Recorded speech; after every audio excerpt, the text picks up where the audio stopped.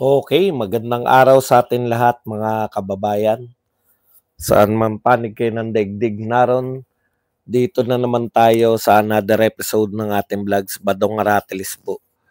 Pag-uusapan natin ngayon, ito po, no? Formal na pong kinwestiyon ng defense team ni Tatay Digong sa The Hague, Netherlands, yung jurisdiction, no?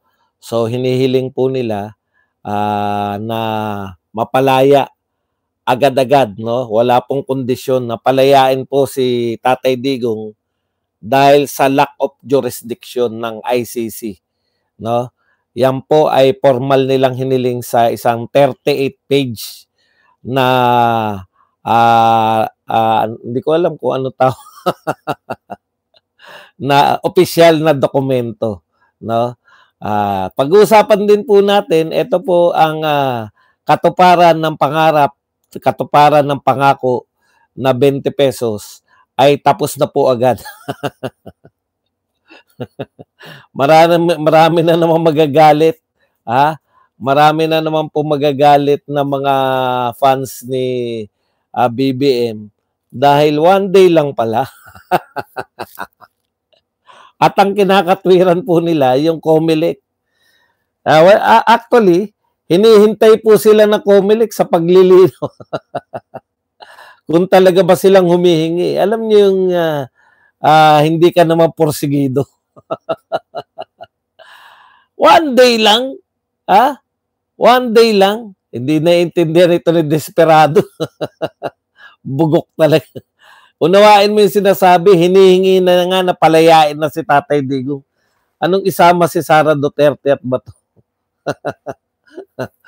Yan po ang mga legacy po ni BBM, no? Panay projection lang po. Halimbawa po, ito katulad nitong ang tagal pong pinag-usapan, pinaglaban, talagang may mga masasakit pang pananalita, no? Wag daw siraan, bakit daw nagiging anay? Anay daw eh. Lahat po ng mga nagsalita po laban dito sa 20 pesos na bigas. Anay daw, sabi ni Auntie Claire. O ngayon po, nakikita na po natin kung ano talaga tong programa na to na 20 pesos. Meron naman talagang 20 pesos, pero at what expense? At what expense, no? Tumataginting na 12 billion, 10 to 12 billion ang ilalaan po dyan para makapagbenta po sa Cebu. Sa Cebu lang po. Okay. Paninira po ako, opo, dahil po ito, demanda nyo po, sabihin nyo po sa mga media, kasi sa kanila po galing yan, na isang araw lang po. Tapos, ano magagawa? Kung paninira po ang pagsasabi ng totoo, kayo, magsabi po kayo, saan pa bibili? Sabi na nga ng media, wala na. Isang araw lang. Ngayon, natutuwa pa ako. Sasabihin nyo, natutuwa ako dahil tapos na. Wala ka talagang wala ka talagang paglalagyan talaga dito sa mga to eh. Pinaglalaban nyo na magkakaroon ng 20 pesos na bigas. Ngayon, sinasabi, tigil na. Alang nga naman sabihin ko, meron pa rin. Wala na nga. Ano ba naman tong mga utak nito? Parang di ka panggulo kayo. Ano kami nakakagulo? Sumusuporta mo nga po ako sa 20 pesos na bigas. Ang hamon ko nga sa inyo, pag nakabili kayo ng 20 pesos na bigas, iboto ninyo yung buong straight. Bakit kayo nagagalit? Ang ganda-ganda na sinasabi ko sa 20 pesos. Hindi ako tumututol. Pag nakabili kayo, iboto nyo. Kasalanan ko bang hindi kayo makabili?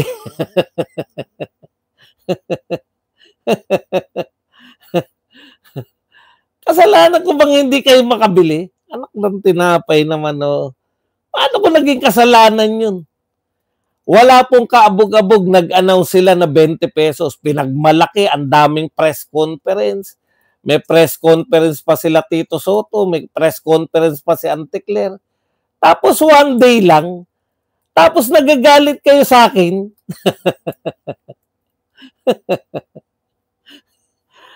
Sabi ko, supportive ako. Saan ba makakabili? I-announce nyo. Oh, isang araw sa Cebu. At hindi po sa buong Cebu, ha? Sa Cebu Capitol lang. Alam nyo po ba yung Kapitolyo na Cebu? Malaki po ang Cebu. Ang probinsya po ng Cebu ay napakalaki. Ha? Kalingkingan lang po yung Metro Manila.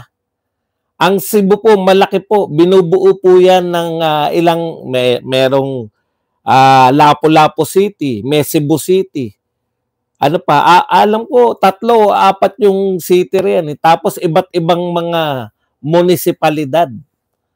Tapos nagtinda lang, 13 million botante, 3 million botante pa lang yun. Ilang kaya mamamayan dyan? Napakarami. Kaya nga, pinakamalaking boto ang Cebu. Alam niyo po ba yun? Pinakamalaking boto. O, Mandawi City pa pala. Nakalimutan ko. Danau ba? City ba yung Danau? Sa Cebu rin ba yung Danau? O. Ang sinasabi ko po, ang katotohanan.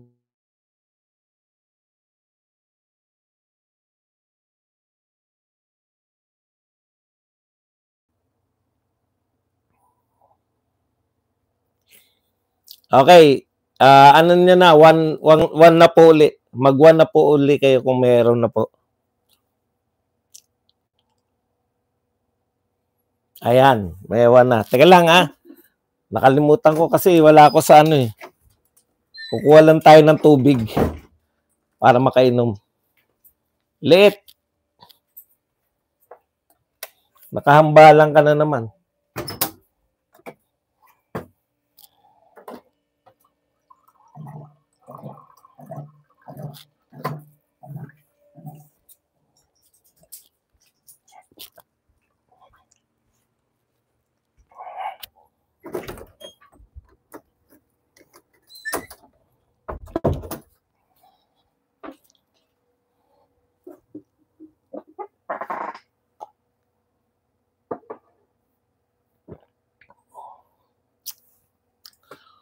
Okay, yung mga ano po, yung mga kontrabulate. Huwag niyo po akong pagtiyagaan.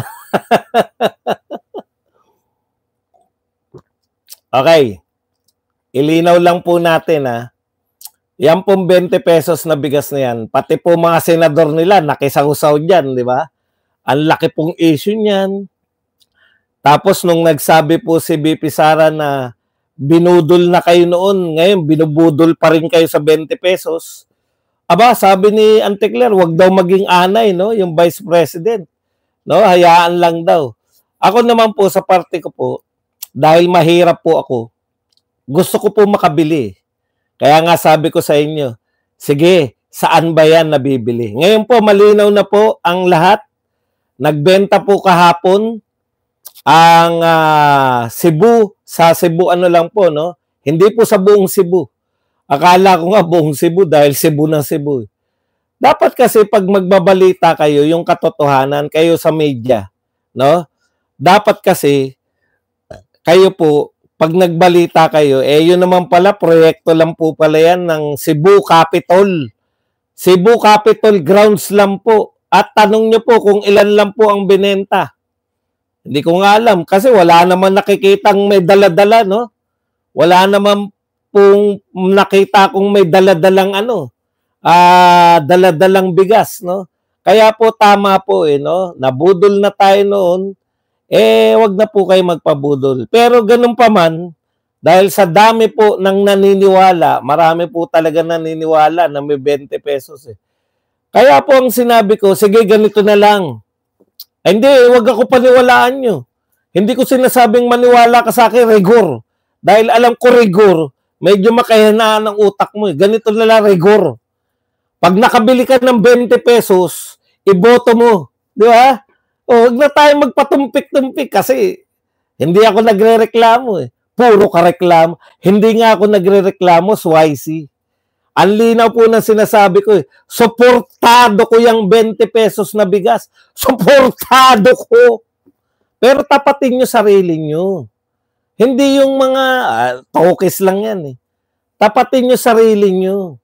Ha? Kaya nga ang challenge ko sa inyo, simple lang, pag may 20 pesos na bigas, bumili kayo at iboto nyo. Yung buong slate ni BBM, pag nakabili kayo, ha? Oh, di ba masama ba yun?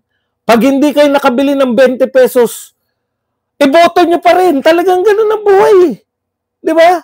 Inuuto kayo, gusto nyong magpauto, iboto nyo pa rin. Pero kasi kami sa mga Duterte, alam na namin yan ay budol part 2. Oh, pero kung kayo po naniniwala talaga, maghanap po kayo ng 20 pesos na bigas. Pag malaki nyo po sa Facebook, nakabili ako dito sa sumama na rin kayo para mapatunayan natin na may nabibili. Ganun lang naman po ang buhay. Ang buhay po, hindi po tokesan. Ang buhay po, i-prove ninyo. Kasi kaming mga Duterte, wala na kaming kailangang i-prove. Ha? Pag sinabi namin may build, totoong may build. Pag sinabi namin nag-war on drugs, totoong nag-war on drugs. Pag sinabi namin nag-war on criminality and corruption, totoo yun. Nawala nga yung laglag bala Simple lang. Iboto nyo.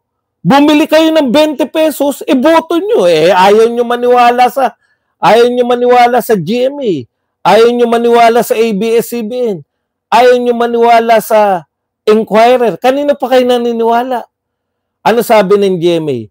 Department of Agriculture suspends 20 kilogram rice. Ayan, no? DA suspends o suspendido after first day roll out in Cebu.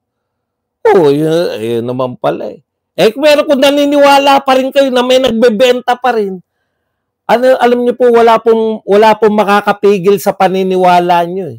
Di ba? Kahit katotohanan na yung sinasabi ko, naninira pa rin ako sa inyo.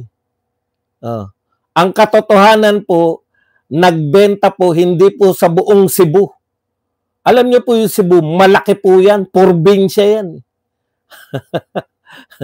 Yung Cebu po, isang probinsya. At ano-ano po ang mga syudad dyan? Cebu City. Lapu-Lapu City. Mactan ba o Lapu-Lapu? Hindi ko alam kung anong city. Mandawi City. At marami pa pong munisipalidad.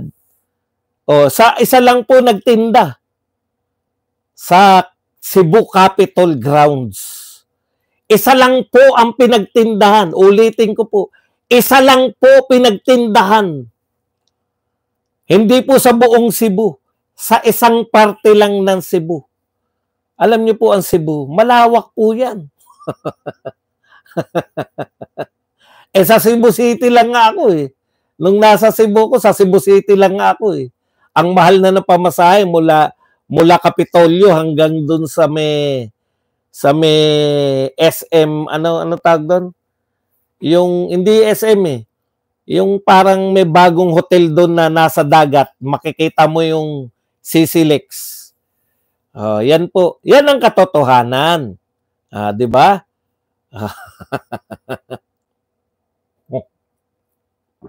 Wala po nagagalit. Gusto po namin. Minamasamahan nyo kasi kami. Ako po nagsasabi ng totoo. New Star. Mula po sa Cebu Capitol tsaka sa New Star, mahal na pamasahe ko. Cebu City pa pareho yun paano pa kung taga Mandawi ka, kung Lapu-Lapu City? Dadayo ka sa Cebu Capitol na 20 pesos. Ito po ang katotohanan. Ang pinabenta po ay 500 sako lang. Yan raw po, mayroong pantatak ni Marcos. Alam nyo kung ano nakatatak? May mukha pa ni Marcos ang sinasabi, katuparan ng pangarap. Ano ba yung nakalagay doon? Sa lintik na mukha na yun. Katuparan ng pangarap yata. Basta may picture doon si Marcos. Naintindihan nyo? Ano yan? Hindi mo na on ang monetization po. What? Hindi, naka-on naman.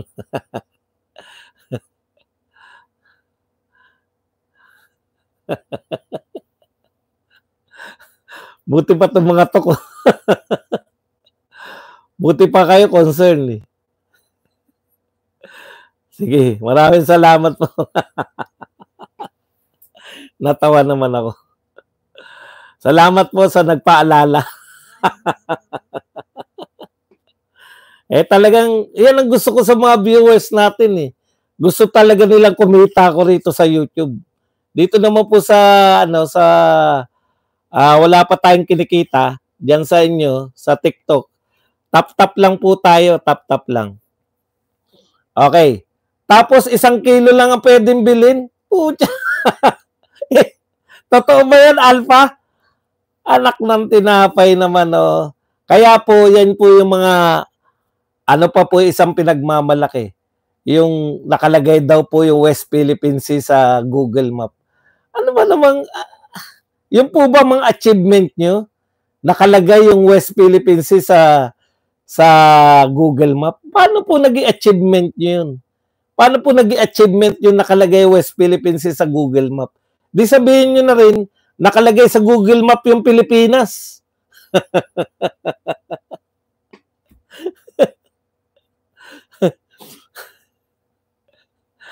Bakit di po maglabas ng ebidensya? Hindi pa ba ebidensya sa inyo yung sinasabi ng GMA? Ito ba sabi ng GMA? Department of Agriculture suspends sale of 20 kilograms rice after first day rollout in Cebu. Kailangan pa po ba na imbestigahan natin yung GMA kung totoo yung sinasabi nila? Ako po, dito lang po ako ha. Ngayon, ilang pong kilo? Ilan po ba ang binenta? 500 sako lang po. So, 500 sako, sa totoo lang po, sabi nila, ang pwede mong bilhin 10 kilo, di ba? So, divided by yung 500, yung isang sako kasi, divided by 10 kilos, 5 lang. 5 tao lang. So, kung naubos yan, kung pinaubos po nila yan, 2,500 tao lang ang pwede makabili. Tanong, ilan po ang tao sa Cebu? 2,500 lang ba ang pamilya sa Cebu? Sa Cebu lang nga, hindi pa makabili. Sa Cebu na nga lang, hindi pa nakabili yung marami. Paano pa kung buong Pilipinas? 250 kilos lang yun. Yung po, 500, di ba? Ang isang sako, 50. 50 po ang isang sako, di ba? Nalito na ako sa math. So kung hindi, 50. Yung malalaking sako, 50. 25 maliliit lang yun.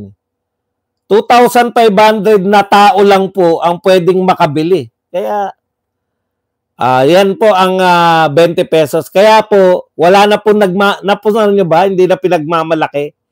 Hindi na po nila kayang ipagmalaki kasi po, ang katotohanan, 10 to 12 billion po ang kinakailangan ng gobyerno para lang po makapagbenta ng 20 pesos na bigas sa Visayas o sa Cebu. Hindi ko alam kung sa Visayas o sa Cebu. 12 billion po ang kinakailangan. So kung buong Pilipinas po yan, 100 billion na naman ang kailangan natin. 100 billion na naman para po makapagbenta ng 20 pesos na bigas. Saan na naman tayo kukuha? Si Recto po, hirap na kaiisip ng tax. Tataksan naman ni Recto ngayon yung mga nilagak niyong pera sa bangko. Kaya po ang mangyayari niyan, wala na pong maglalagay sa bangko. Kasi, putya, hindi na nga, yung bangko nga, napipilitan ka lang nga dahil ayaw mo ma-hold up ka sa bahay. Pero kung tataksan pa yung pera mo, kinita mo na yan, di ba? Yung kinita mo yung pera mo, tinaksan na. Tapos ilalagay mo sa bangko, tataksan uli. Walang panay tax na po mangyayari sa atin. Wala kailangan, ang daming ayuda pinamimigay, pati bigas, inaayuda Hindi po talaga mga totoong proyekto Gusto lang maabot yung 20 pesos na bigas. Hindi po ganyan ang pag-abot ng 20 pesos na bigas. Kinakailangan madagdagan po, maisipan nyo paano dadami yung inaani ng mga magsasaka na bigas. Kung ganyan po, ano lang po yan eh. Yan po yung mga programa na wala, hindi po pang matagalan. No? Magbenta tayo ng 20 pesos na bigas. Paano tayo magbebenta? Mahal ang bigas. Di boom, ano natin, malagakan natin ng pera, i-subsidize natin.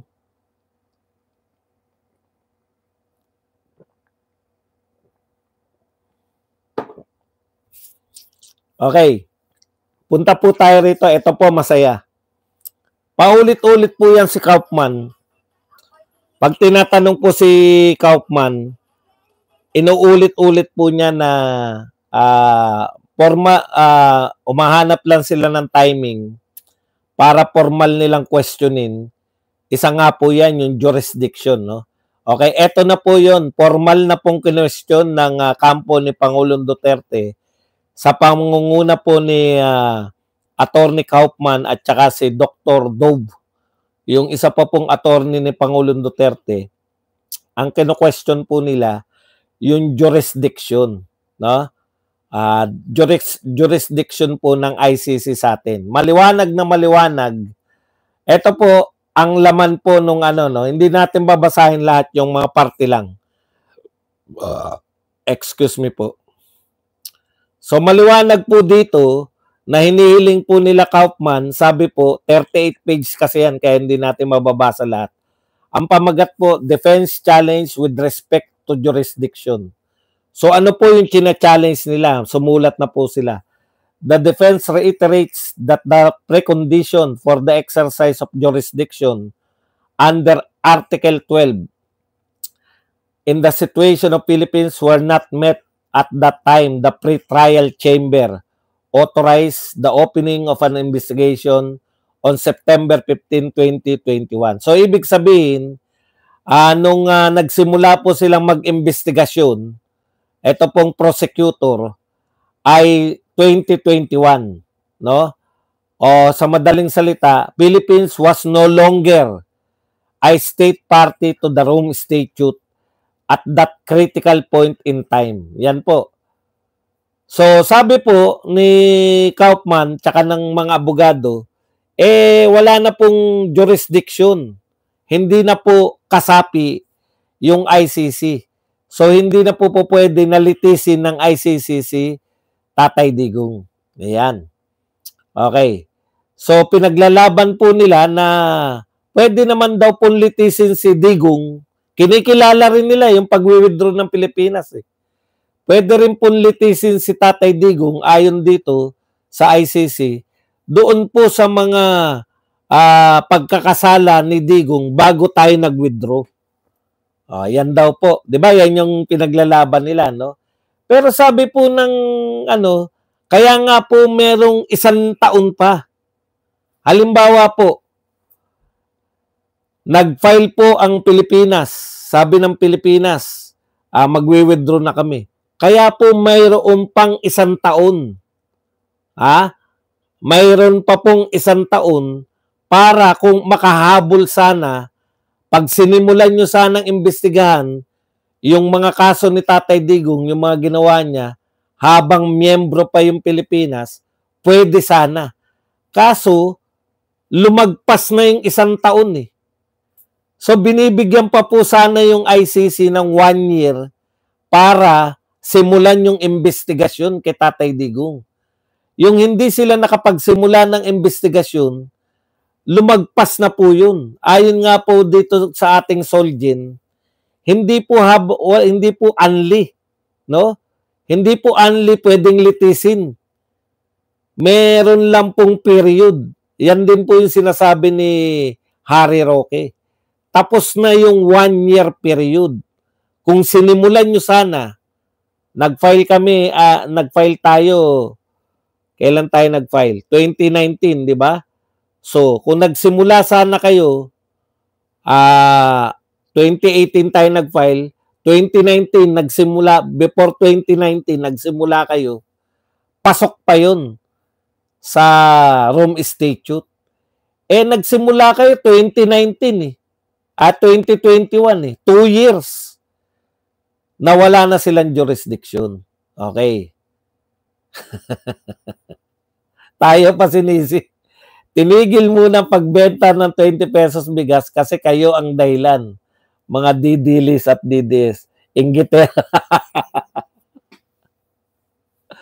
Pag may nainggit mo ba ititigil, ay naiinggit sila. Ito proyekto natin, maganda to ha.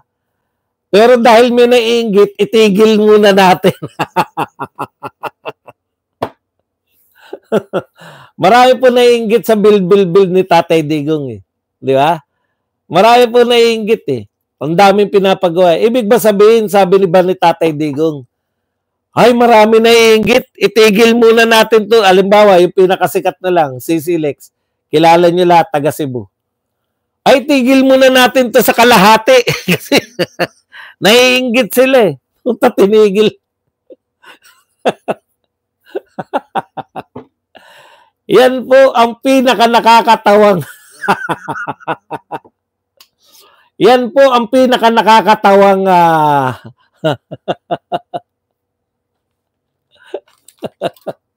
katwiran.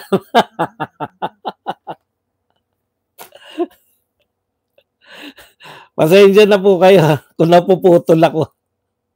Kinakailangan ko lang sagutin eh. Kaya pala pinatigil yung 20 pesos dahil naiinggit kaming mga didilis ang tawag. Ayun pala yun. Ngayon ko lang, pwede pala ipatigil ang gobyerno. Ang magandang proyekto kung may naiinggit. Hay nako. Si Arnitan, sagutin lang po natin to. Maganda tong katanungan niya eh. Bakit hindi nyo mabatikos si Trillanes sa ginawa niya sa Duterte? Bakit po namin hindi mabatikos? Kasi pang mayor na lang siya. Hindi na po siya national level eh. Pang mayor na lang mukhang matatalo pa eh. Sa madaling salita po, wala na siyang bilang. Naintindihan mo, madam? Pag wala ka ng bilang, hindi na po pinapansin yan. Si Lenny nga, hindi na namin pinapansin.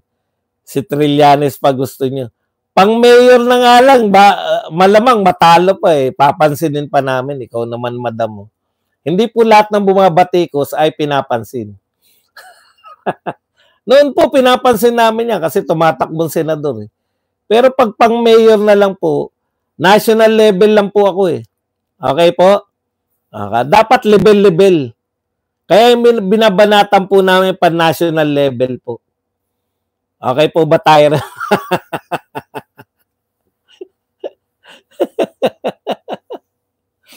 Okay, balik na po tayo. Nakakatuyo to. Matutuyuan ka dito sa mga to eh. Indeed, the defense is informed that neither the former or current prosecutor sought input from any of their special advisors on the issues pertinent to the current debate.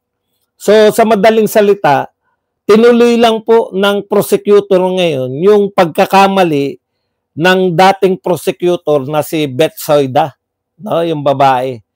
Tinuloy po ni American. Kaya po, wala na po talagang jurisdiction.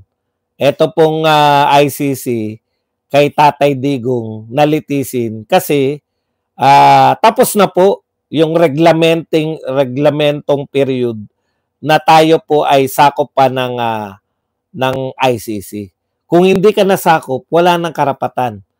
Eto pa, dagdag pa, dapat pwede pong matuloy lang po yung ano po ang pwede, 'di ba? Sabi naman na ICC, pwede naman ituloy yan lalo na kung nakikipag-cooperate, nakikipag-cooperate yung state. Kung nakikipag-cooperate po ay yung presidente, yung voluntary. Kahit wala na pong ugnayan yung ICC, kasi kinikilala na ICC na wala na ugnayan yung ICC at Pilipinas eh. Basta ba nakikipagtulungan pa yung estado na laban kay Tatay Digong. Di nag-isip ako, no? kung nakikipagtulungan, mukhang nakikipagtulungan naman. Kaya lang, may mga sulat pala si President Marcos na hindi sila makikipagtulungan. Ito po, in an exchange of letters, President Marcos even gave a written undertaking to the effect that his government would not assist the ICC in any way, shape, or form. O, kita nyo? Ang nagpatatag pa po sa argumento ng mga abogado ni Tatay Digong ay yung mismong mga written na sulat. Siyempre lahat po yan, alam na ng abogado, nakita na nila yan lahat. Mismong yung presidente ng Pilipinas nagsasabi at hindi niya po dinidinay yan. Sinasabi niya po na hindi pa rin tayo hanggang ngayon nakikipagtulungan sa ICC. So sino po ang nakikipagtulungan lang? Di po ba? Pwede naman po yun kung nakikipagtulungan daw. Lahat po ng pronouncement ni BBM, nagamit patuloy lang. May mga sulat, written, may perma po si BBM na ayan po ay hindi raw sila the Philippine government would not assist the ICC. Would not assist in any way, shape, or form. So wala na talaga. Pagpapakita po yan na wala na. Kahit po hanggang ngayon, sinasabi po ni BBM at saka ni Auntie Claire na hindi sila nakikipagtulungan sa ICC. Kaya po ang kahilingan po, ang ganda po ng argumento. With this, Duterte's team came to conclusion that all procedural steps taken in the situation and subsequently in the case against the former president lack legal foundation and should be nullified and forthwith. Okay. So wala pong legal na foundation. Hindi po legal ang pagkakakulong ni Tatay Digong hanggang sa kasalukuyan. The defense requests the pre-trial chamber find that there is no legal basis for the continuation of the proceedings against Mr. Rodrigo Roa Duterte and to order his immediate and unconditional release. So yan po yung hinihiling nila, i-order ang immediate at unconditional release ni Tatay Digong. Yan po yung pagpapasyahan ng mga judges, yung 3 judge po ng ICC. So, good luck po sa atin. Patuloy po tayong manalangin na makita po ng mga judge yung sinasabi to. Kasi wala po talagang jurisdiction yung ICC na. Lalabag po yan mismo sa kanilang Kaya lang naman, kaya nga po, yun po yung question na malaki, no? Yung sinasabi nila Kanilaw, no? Na nire-represent niya ba? Ano ba ang nire-represent? Kaya yung tanong po ni Aymeron kay Kanilaw, ano ba talaga nire-represent mo? Philippine government ba? O yung Interpol? Importante po kasi yun. Dahil po yung tanong na yun, magde-determine po kung meron pong pakikipagtulungan yung Pilipinas sa ICC. Wala naman pong official Lahat po ng official na pahayag ni Pangulong Marcos, lahat po ng official na pahayag niya ay hindi tayo nakikipagtulungan sa ICC. Kaya sa akin tingin, tapos nakatutok po yung buong mundo ngayon, dito kay Tatay Digong, nakikita nila kung gano'n nila kamahal. Tapos yung kidnapping, maganda rin po yun na brinodcast po ni Attorney Medaldea yung salitang kidnapping dun sa ICC mismo. Hindi po yan pwedeng i-ignore, no? Hindi po pwedeng ignore yan. Kasi kaya nga po may ICC. Dahil gusto po ninyong ipatupad ang batas. Di po ba? Kung kayo mismo lalabag sa sarili nyong batas. Iba naman po yung atake ni Ascuña. Wala pa po tayo ron Kasi ang pinagpapasya pa lang ngayon kung may jurisdiction ba. O kung may jurisdiction, meron pa rin pong habol dyan. Isa pa lang po yan hanggang before September 25. Kung may jurisdiction naman, ang ICC, halimbawa sinabi ng 3 judge, may jurisdiction. Doon na po papasok yung illegal ba yung aresto. pag-aresto. Kasi nakalagay sa, kung may, sasabihin nila may jurisdiction, susundin na nila ngayon. Yung pagka-aresto ba ni PRRD, yan na yung susunod na questionin ng mga abogado. Sabi nyo, may jurisdiction. O dapat sumunod yung Pilipinas dito sa rules natin. Ang rules po ng ICC, pag may dadakipin, idediretso po saan? Sa local court. Na yan po yung question dito kay La Torre, diniretso nila sa ICC. So hindi pa po, kahit matalo manalo tayo dyan, panalo pa rin po yung depensa ni Tatay Digong. Dahil, halimbawa, sinabi ng ICC, meron pa rin tayong jurisdiction. O, ang susundin dapat yung Rome Statute. Ang sabi po rin sa Rome Statute, pag hinuli mo yung isang akusado, dapat idiretso siya, idiretso siya sa local court. Walang local court. O, yun na po yung susunod. Kaya hindi po, naniniwala po tayo na ito po, nilalantad po ng ICC yung sarili niya sa buong mundo. Hindi po dahil sa kung ano pa man, no? Talagang nakatutok po sa inyo yung buong mundo. Hindi po kayo pwedeng sabihin nyo na pwede nang hindi ano yan. Pwede nang hindi idaan sa local court kasi international naman kami. Hindi po pwedeng mismong kayo ay lalabag. So, dito muna tayo sa jurisdiction. Kino-question lang muna ni Kaufman, jurisdiction muna. No? Meron pa ba silang jurisdiction sa Pilipinas noong 2021? Kung wala na silang jurisdiction, dismiss agad yan. Kinakailangan, kung wala ng jurisdiction, hindi na sa amin lilitisin yan. O may mga nagko-comment. Paano yan, Badong? Baka litisin na sa Pilipinas, baka ipakulong. Paano may papakulong? Wala nga sampang kaso. Wala pa pong kaso si Tatay Digong dito sa Pilipinas. Bakit sila ayaw nila magkaso dito?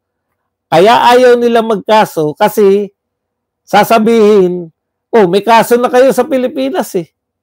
Bakit pa kayo dumiretso dito sa ICC? Pinalalabas nga nila na hindi pwedeng litisin si Tatay Digong sa Pilipinas dahil hindi sila makakakuha ng hustisya. Yun po yung kaya sila nariyan sa ICC. So paano may papahuli yung tao na wala namang kaso? Hindi po ba? At pag dito, iba po yung kaso dito. Kukwestiyonin kagad yung may preliminary, di ba? Kukwestiyonin, pwede nang questionin yung mga ebidensya bago magsampahan talaga ng kaso. Yan po ang nangyayari dyan sa ICC. Very positive po tayo na malapit-lapit na po. Kasi hindi po pwedeng hindi magpasya eh. Hindi po pwedeng hindi magpasya agad yung korte, yung ICC. No? Kinakailangan po nilang pagpasyahan yan. Pag pinagpasyahan po nila na merong jurisdiction, sa tingin ko yun ay isusunod nila. Kung may jurisdiction, dapat sinunod ng Pilipinas yung nakalagay sa ating rules. Kung hindi nila sinunod, lalaya pa rin si Tatay Digong. Okay? Okay. Yan lang po ang ating topic. Pwede na po kayo magtanong, pwede na po kayo magbigay.